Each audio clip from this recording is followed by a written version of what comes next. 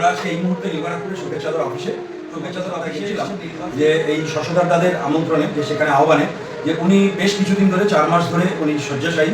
ওনার neurological প্রবলেমের জন্য উনি একেবারেই উঠতে পারছেন না, চলতে পারছেন না। বহু কষ্টে চেয়ার ধরে ধরে উনি অনেক কষ্টে বাথরুমটুকু যেতে পারেন। তো খুবই পরিস্থিতি খুবই খারাপ।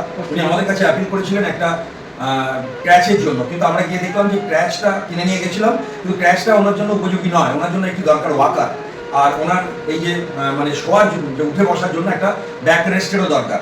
তো আমরা আজকে সুখের চাদর থেকে আমরা এই ওয়াকারটা দিচ্ছি ওনার দিদির জন্য।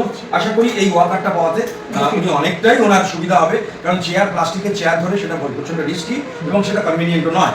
এর সাথে সাথে আমরা এই ব্যাক রেস্ট, এটা হচ্ছে ব্যাক রেস্ট, এটা বিভিন্নভাবে এটা অ্যাডজাস্ট করা যায়। অ্যাডজাস্ট করে এটা ওই খাটের উপরে রেখে এরকমভাবে হেলান দিয়ে বসার জন্য, যেটা এইভাবে বসিয়ে উনি কথাও বলতে পারবেন, উনি খাওয়া দাওয়া করতে পারবেন, সেই জন্য। তো যাই হোক, আমরা চাইবো দিদি তাড়াতাড়ি সুস্থ হয়ে উঠুন।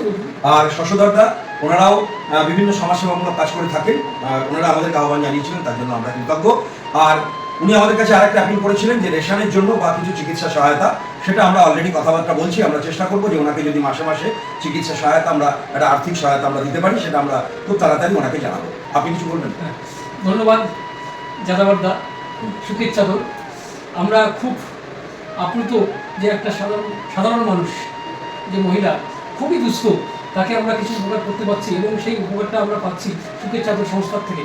আমাদের যাদাবরদা, তাকে আমরা আমন্ত্রণ জানিয়েছিলাম এবং সেই মানুষটির কাছে আমরা পৌঁছেছিলাম। তারা দেখেছেন তার কষ্ট, খুবই কষ্টের মধ্যে আছেন।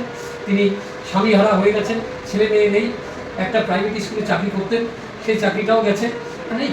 কাজে আমরা যতটুকু পারি সাহায্য করছি এবং আমাদের পাশে এসে দাঁড়িয়েছে সুখের চাদর, তাদের সবাইকে আমাদের নীলদিগন্ত নীলজের তরফ থেকে আমাদের অনেকের বাড়িতে এইগুলো অপ্রয়োজনীয় অনেক সময় ব্যবহারের পর এগুলো পড়ে থাকে এবং তারা মায়ার বসে এটাকে রেখে দিয়ে নষ্ট করে। সেটা না করে অনেকেই এগুলো আমাদেরকে উপহার দেন। আমরা এই ধরনের যাদের কিনতে পারেন না তাদেরকে সার্ভে করে উপযুক্ত মনে করে তাদের হাতে এগুলো তুলে দিই। তা আমরা সেই সকল মানবিক মানুষদের প্রতি কৃতজ্ঞ যারা এগুলো আমাদেরকে দিয়েছেন। আর দ্বিতীয় কথা, আমাদের আরোগ্যজ্যোতি প্রকল্প লিড গৌতমদা আজকে উপস্থিত নেই, কিন্তু সেদিন গত সপ্তাহে নীলগঞ্জে আমরা রাত্রিবেলায় পৌঁছেছিলাম। গৌতমদার তরফ থেকেও আমরা আমাদের দিদির দ্রুত আরোগ্য কামনা করি। অনেক অনেক ধন্যবাদ। ভালো থাকবেন, ভালো রাখবেন। ধন্যবাদ।